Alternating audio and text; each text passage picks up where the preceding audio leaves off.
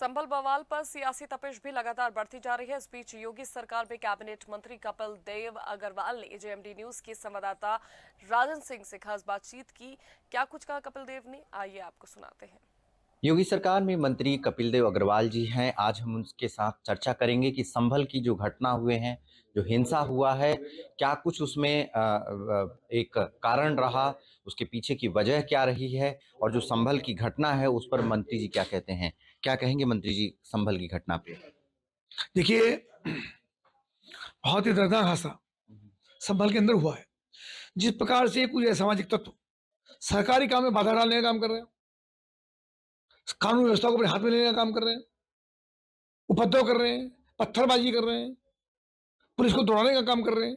और ऐसे लोगों को अगर पुलिस रोकने का काम करती है तो गोली की बारी करते हैं, 5 लोगों की मौत हो जाती है। कौन जिम्मेदार है इस बात की? और सबसे महत्वपूर्ण बात यह है कि संवैधानिक पद पर रहकर के श्री अखिलेश यादव जी, जो समाजवादी पार्टी के नेता हैं, राष्ट्रीय अध्यक्ष हैं, वर्तमान में सांसद हैं, वो भी ऐसे उपद्रवों को संरक्षण देने का काम करते हैं। और ऊपर से जय श्री राम पर प्रतिबंध लगाने का काम करते हैं। जय श्री राम के नारे लगे, उस पर भी उनको आपत्ति है। तो समाजवादी पार्टी के नेता लगातार प्रदेश का माहौल खराब कर रहे हैं, लगातार भारतीय जनता पार्टी हमलावर है, लेकिन अपराधियों को संरक्षण देने का काम कर रहे हैं। उत्तर प्रदेश की पुलिस गोली खाने के लिए नहीं है। अगर उन पर गोलीबारी होगी, उन पर पत्थरबाजी होगी, तो डिफेंस में उनको कुछ ना कुछ करना पड़ेगा। इससे भी पहले हिंसा देखा गया था, जय श्री राम के नारे लगे थे। तो इस पर समाजवादी पार्टी के जो नेता हैं वो कह रहे हैं कि किसी जो मस्जिद है या मंदिर है, दोनों पक्ष अगर आपस में आके मंदिर के पास या मस्जिद के पास जय श्री राम या अल्लाह अकबर कहें, तो जाहिर सी बात है कि इसमें झगड़ा हो सकता है। वो ये कह रहे हैं। देखिए, पहली बात तो वहां पे कोई ऐसा नारा लगा ही नहीं, ना उसकी वीडियो है ना उसका रिकॉर्ड है। अखिलेश यादव जी सब चीजों को ट्विस्ट करने का काम करते हैं। हर चीज वो मुस्लिम तुष्टिकरण में नाम लेकर कहूँगा, मैं हिंदू मुस्लिम की बात कभी नहीं करता हूँ, लेकिन मुस्लिम तुष्टिकरण करने के लिए लगातार ये चीजें करते हैं।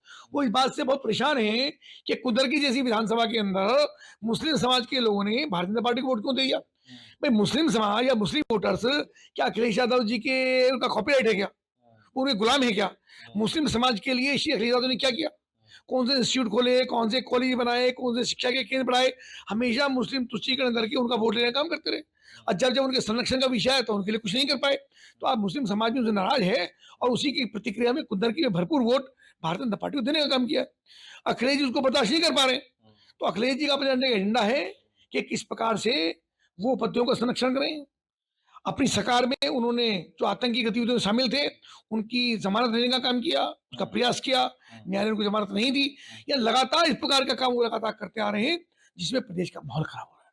माहौल देखिए खराब तो हुआ, लेकिन 1800 अभी भी केस पेंडिंग है इस मस्जिद के मामले को लेकर। तो क्या अब इससे जो यूपी सरकार है इसे सीख ले लेगी, और जो 1800 और जो पेंडिंग है उस पे अगर इस तरह से प्रक्रिया होती है फिर कभी जान जाती है, तो उसके लिए कैसी तैयारी रहेगी? विषय 1800 का नहीं है।